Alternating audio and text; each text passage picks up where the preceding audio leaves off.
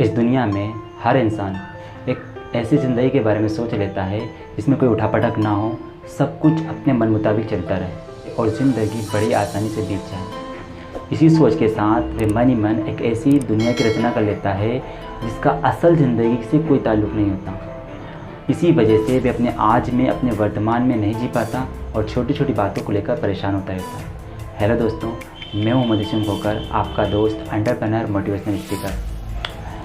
एक किशोरी अपनी माँ से बातें कर रही थी। वे बहुत परेशान थी और अपनी माँ के सामने अपनी मुश्किलों का रोना रो रही थी, क्योंकि वे 6वीं परीक्षा में फ़ेल हो गई थी।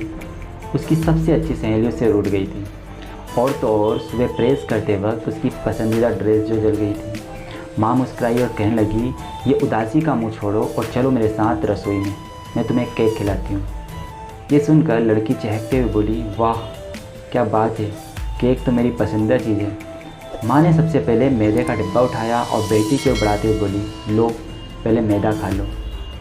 बेटी हैरान, उसने मुंह बनाते हुए कहा, थू थू, ये भी कोई खाने की चीज़ है। माँ बोली, अच्छा ठीक है, लो ये 100 ग्राम शक्कर ही खा लो। लड़की ने जवाब दिया, माँ 100 ग्राम शक्कर इकट्ठी संभव ही नहीं है। बेटी को बड़ा असर हो रहा था। तभी माँ ने 2-4 अंडे और एसेंस की शीशियाँ आगे बढ़ाते हुए कहा, लो इन्हें भी टेस्ट कर लो। वे बोली, माँ तुम्हें क्या हो गया है, तुम आज इस तरह कैसे बातें कर रही हो और ये सारी चीज़ें कच्ची खाने को दे रही हो। माँ ने बड़े इत्मीनान से जवाब दिया, बेटी मैं भी तुम्हें यही समझाने का प्रयास कर रही हूँ, केक में यही सारी चीज़ें होती हैं।